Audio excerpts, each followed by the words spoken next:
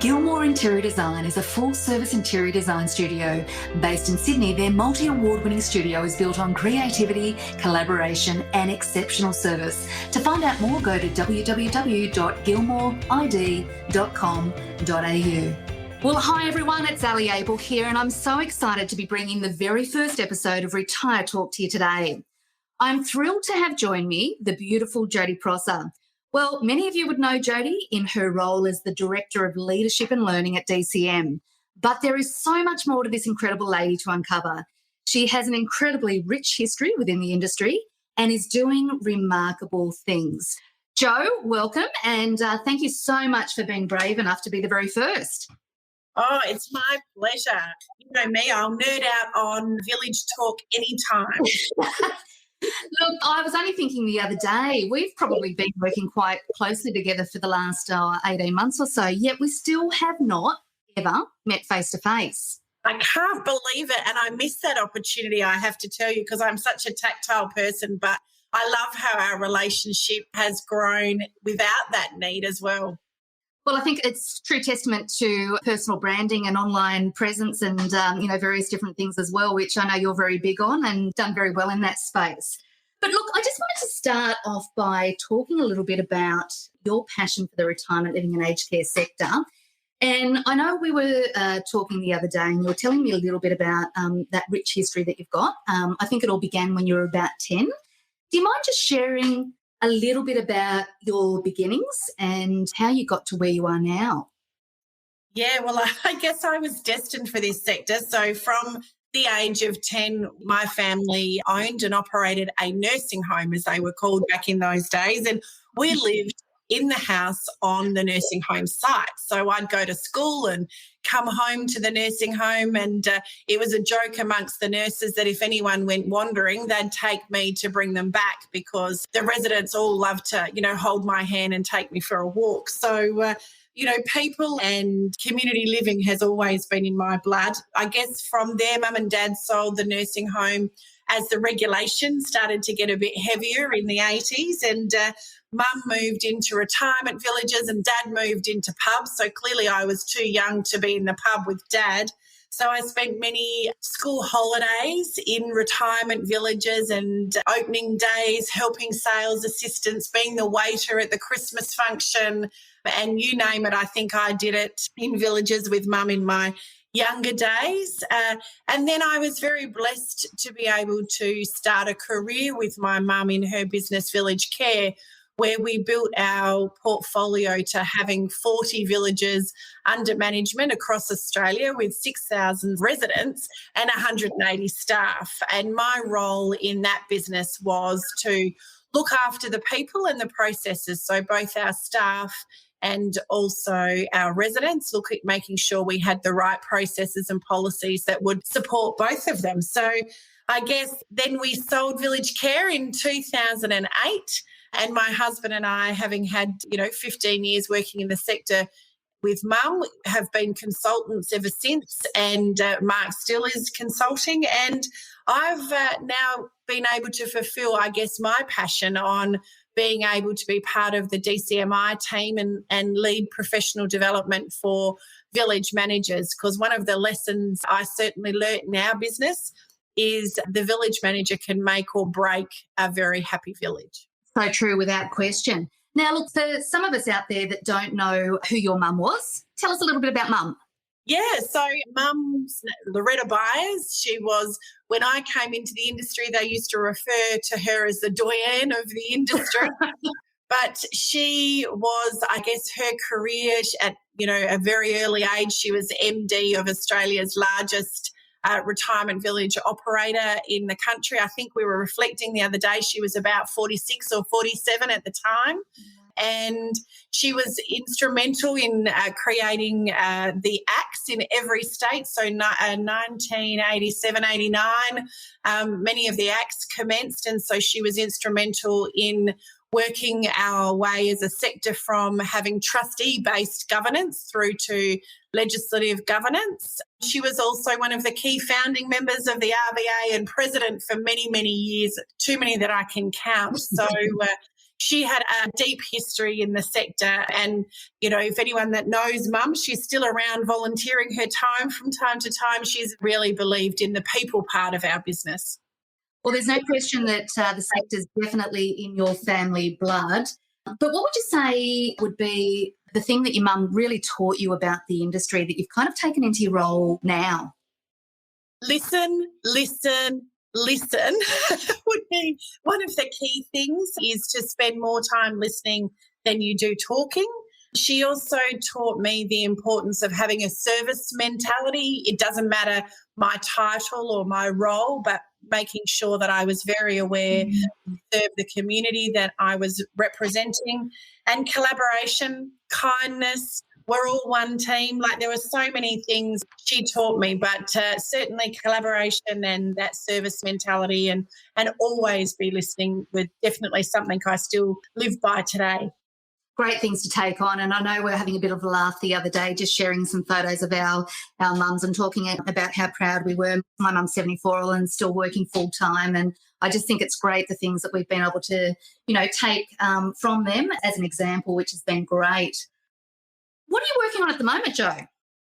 Well, I guess I'm still working on the Village Management Professional Development Program, which is now expanding into New Zealand. So we're only a month away from expanding that, and that'll now be an international program. So that's very exciting. And, of course, towards the end of the year, we've got our Village Summit, which is a really important conference for village professionals to be able to look at the big picture and step out of the villages and see what the future might look like. And I know you're doing that a little bit differently this year. You're breaking it down. Perth, I think, on Thursday the 11th of November. Adelaide, Friday 19th of November. Brisbane, Friday the 26th of November. Melbourne, Tuesday the 30th. And Sydney, the 2nd of December, if I'm correct.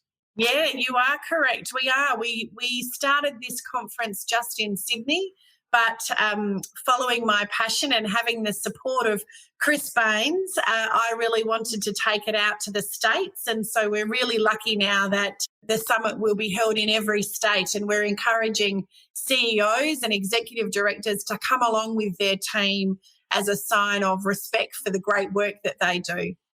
Fantastic. And I know you've got a great lineup of speakers, and I'll certainly be registering for that myself. In fact, I've just finished reading a book, Becky Hurst's book, For the Love of Community, which I really, really enjoyed and got a lot out of it. So if anyone hasn't read that, a great book to pick up and have a little bit of a read of.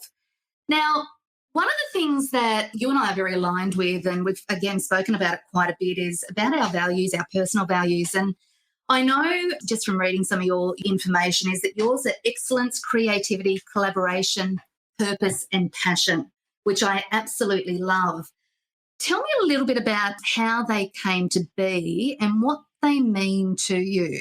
Yeah, well, I guess our family and our experiences in life leave a big footprint on who we are. And I guess the excellence to me, I've got a German father who the only way to do something is the right way. So, you know, excellence to me means best practice, to be continually improving, to, you know, never make sure that everything is live and current, you know, not just settling on something that, yep, tick, we've done that, always being reviewing.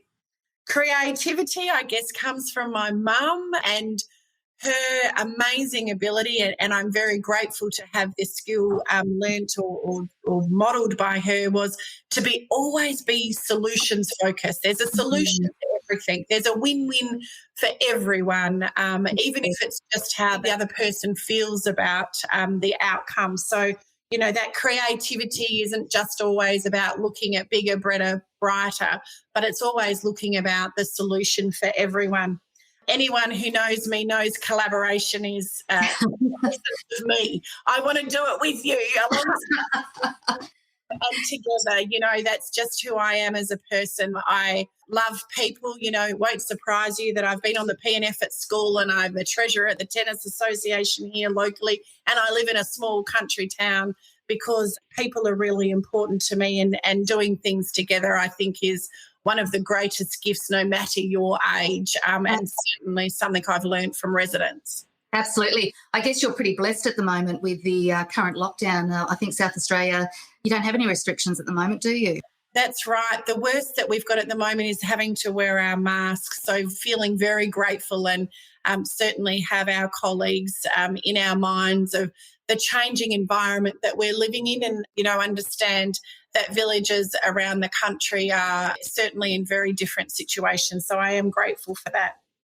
Look, my motto at the moment is a day at a time, worry about today, worry about tomorrow. And I know certainly with our team, there's a lot of things that wouldn't normally be going on in their lives that are going on. And all we can do, as you said, is, be supportive of one another, understanding of each other and really just try and hold each other up through those difficult times. The training platform really has changed, I would say, probably never so much as what it has in the last 18 months. Where do you currently seek your inspiration from to sort of stay on top of the industry? I guess I'm very blessed to have been in the sector for a very long time.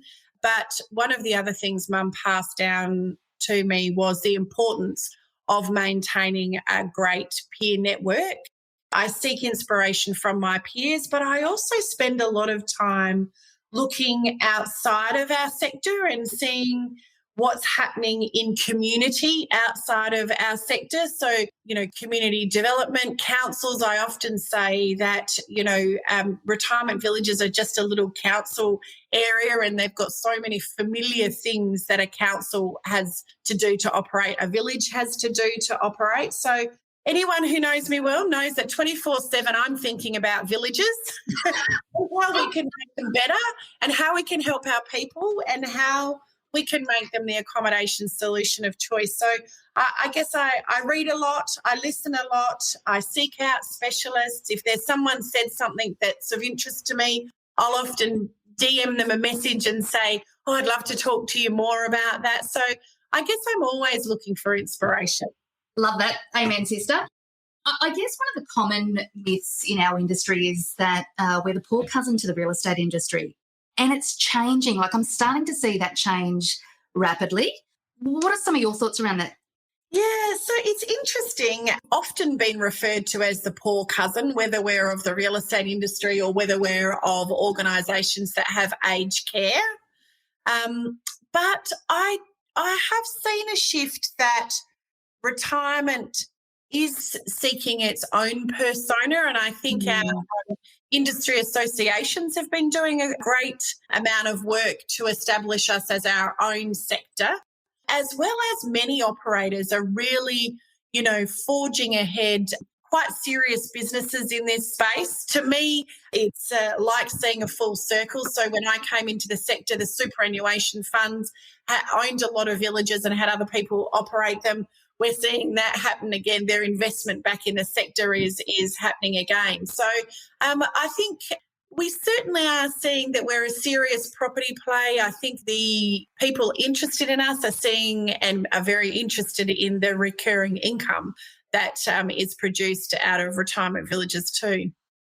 I certainly think we're getting, stronger candidates into the industry, people that are starting to see this as a lifetime career, which has been fantastic. And I just think a lot of the different platforms and social media platforms that we're now using really is coming into line with some of these other sectors as well, which I think was really needed. Oh, absolutely. And I agree, if there's one legacy I can leave in this sector is a platform to support people to stay in the sector. Without question. Look, just to change direction a little bit, I'm always, really interested to sort of hear about the common challenges that a lot of operators and individuals are sort of facing in the sector. What are you hearing, on a day-to-day basis through training? What are you hearing from staff and operators themselves? Yeah, look, I guess that's as broad as the industry is broad. But in saying that, I guess we have a direct line with village professionals on a daily basis in our customer care team, talks to village managers every day, and I do as well. And I guess from a training point of view, their struggle is real in terms of finding time to be able to dedicate to their professional development. In many organisations, village professionals aren't necessarily afforded the importance of being further developed. That's certainly changing. I've seen that change in the last 3 years, that the pennies drop, that these village professionals are really important to organisations. But I think from a village manager's point of view or a village professional's point of view, that constant struggle of the changing environment with or without COVID, the consumer's changing, legislation's changing, the offering is changing, so there's all these new products coming out. So keeping up with that and their ability to keep on top of task management. Many of them talk to us about being time poor quite a lot, and the changing consumer. So I think that's one of the biggest things I've noticed in my career is the consumer now is very, very different in their attitude and their communication style than the consumer or the veteran that we served, 15 years ago. So true, so true. I mean, we've just got to constantly be adapting on a daily basis, don't we, to meet the demands of those that we are serving. I was reading a quote, actually, I think I heard a quote the other day that basically said, water flows in the same direction until there's a disruption. And I think we would all agree that there has never been such a big disruptor as what we've seen with COVID in the last 18 months. What would you say has been the biggest impact for teams and operators because of COVID? Yeah, look, I think there's probably two things, and it's kind of a double-edged sword as well. I think that COVID obviously has been a disruptor, that many operators have had to relook at their communication platforms. So we're seeing a lot more technology being implemented. The other thing I think very obviously is, and positively, is that we're relooking at our service provision to our residents. So we sort of, as you will know, and you've been a part of it, I've seen the great work that you've been doing also in your villages. But, providers have been doing a number of activities, whether it's sourcing food service providers or groceries or, choir in the courtyard. So I think operators are relooking at what their service provision models will be moving forward. I think there's been some great things out of that, but one of the things that I think's disrupted as well, and we're seeing at DCM, is positively, again, the value of the people. So the value of supporting our teams and the value of supporting our residents, and our residents supporting our teams, and our residents supporting each other.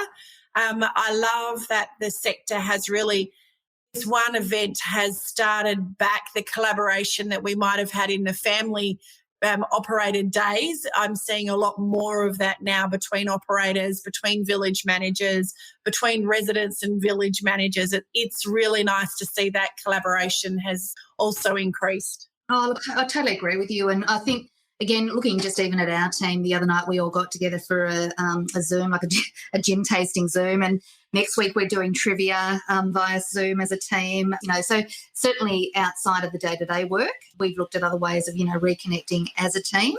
And, across the villages, I know Boop are one of the villages that we're working on at the moment. Velvet has done an exceptional job, and through the online appointment setup, she's been able to get, I think it was 5 or 6 deposits just in the 1 month. So there's a lot of opportunity there when we creatively look at options of how to do things differently, isn't there? And I guess it comes back to what you were sort of saying earlier, is it's not about how we can't do it, but it's about rethinking how we can do things differently. Absolutely. I think that's one of the great things COVID has brought us, is that I think we're now in an era that we will continually review our service provision and offering and how we communicate and, how we collaborate. Without question, Jo. Look, no doubt your role takes a massive toll. I know, outside of COVID, you're travelling a fair bit. Tell us a little bit about how you recharge, revive, and, keep that motivation every day. Surprisingly enough, people. So I get a great amount of joy out of being around people and with people. So being involved in my local community and having my own little personal village is what brings me joy, and spending time with them. I love the beach. I love the sun. We live an hour and a half out of town. So for me, a simple life on the farm as such, having a bonfire out the back with friends and family. Music. Who's your favourite artist? Oh my gosh, my son and I, our playlist is so eclectic. In fact, I was giggling to myself on the weekend. He's a tennis player and we're on the way to tennis and he's got Highway to Hell on. I'm thinking to myself, where did the kid get this from? This is amazing. And then we're coming home from tennis and he's got Frank Sinatra on. And I'm like, how do we get Wow, how do you go from there to there? I love it. I guess as I get older, I love Adele, but I guess I love just as I love all people and all sorts of people, and I love spending time in people's company, my music selection is probably just as diverse. Oh, you're just the perfect human being, Jodie. 20 years on, obviously you've been in the sector for a long time. What advice would you give your younger self if you were starting all over again? Don't sweat the small stuff. One of my mum's greatest gifts to me was, Jo, just do it. 80% right is better than not doing it at all. Oh, I love that. And the other thing I think I've grown with age, I don't think anything other than age has helped me with this, but just to be unequivocally myself. Good on you. I love that. That is just brilliant. Well, we've all got, I guess, big supporters in what we do and mentors. We've talked about this, between us before and how important those people play their role in our lives. Who is your mentor and who do you get a lot of that inspiration from? Is it your mum or is it, again, a group of people? Yeah, look, it's probably a bit of both. Obviously, my biggest mentor has been Mum, and I was just blessed. Talk about the most amazing human being. I was blessed to be her child and to be able to work with her. My husband's also he's a great supporter, absolutely, but he's a great balancer. So we're yin and yang, right? I'm passionate. Let's do it. Yes, go on, sunset. And he's like, just let's think about that, or think about the consequences of that. So I've loved being his partner in crime for the last 25 years in this sector. But We need that kind of person in our life, don't we, Jo? Yeah, absolutely. But I'm also blessed to have what we call the Breakfast Club here in South Australia, where I've got a group of village managers, CEOs. I think there's only about 8 or 9 of us. I think there's 15 of us, but it's only 8 or 9 that we try and get together once a quarter and have breakfast and nerd out on villages. And we're really lucky here. The SA regulator is included in that group and she comes along and what goes on tour stays on tour. We all share our deepest fears and our most incredible dreams that we have, and it doesn't leave the breakfast table. So I've been very lucky to have that group for a very long time. I love that. Well, look, in summary, tell me, why do you do what you do? Oh, my God, I love community. And no surprise if you just read Becky Hurst's book all around the love of community engagement, that espouses everything. I know that retirement villages are amazing places to live, and I live and breathe them, and I know when they're well run and well supported that they are the best place to spend, your retirement. In fact, I wouldn't mind. I wish they'd do them for my age group. I would live in a village tomorrow. So, I do what I do for the people of our sector. Good on you. You've been living in the sector since you were 10, so I don't think too many people can say that. Hey, talking about books, what book are you reading at the moment? Oh, you won't believe this. This is a bit woo-woo and not normal me. But I'm actually, a girlfriend of mine suggested that I need to read A Radical Awakening by Dr. Shafali, which is a lot about self-reflection, which I don't spend a lot of time sitting still. So it's a really interesting way to relook at yourself. Probably a little bit scary, a little bit enlightening, and also very, very helpful. So I think I might go and pick that one up as well. Jo, final words for, anyone thinking about getting into the industry. What would you say to them? Build your network. Go to everything you possibly can. Put your ego aside the minute you walk in the door every morning. Be kind. Allow yourself to make mistakes.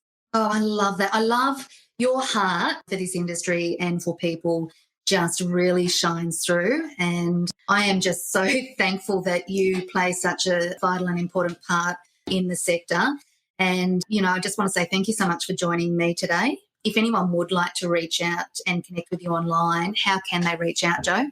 Oh, look, I'm always up for talking about villages, so they can reach out to me on LinkedIn if they'd like to. They can call me on my mobile. They can email me at jodie.prosser@thedcmgroup.com.au. I would love to talk to anyone or help anyone in any way I can. Well, you're an absolute champion. I love you to bits. So glad again that you are part of this sector. Thank you so much for talking, and we'll talk again real soon. Thanks, Ali. Gilmore Interior Design is a full-service interior design studio. Based in Sydney, their multi-award-winning studio is built on creativity, collaboration and exceptional service. To find out more, go to www.gilmoreid.com.au.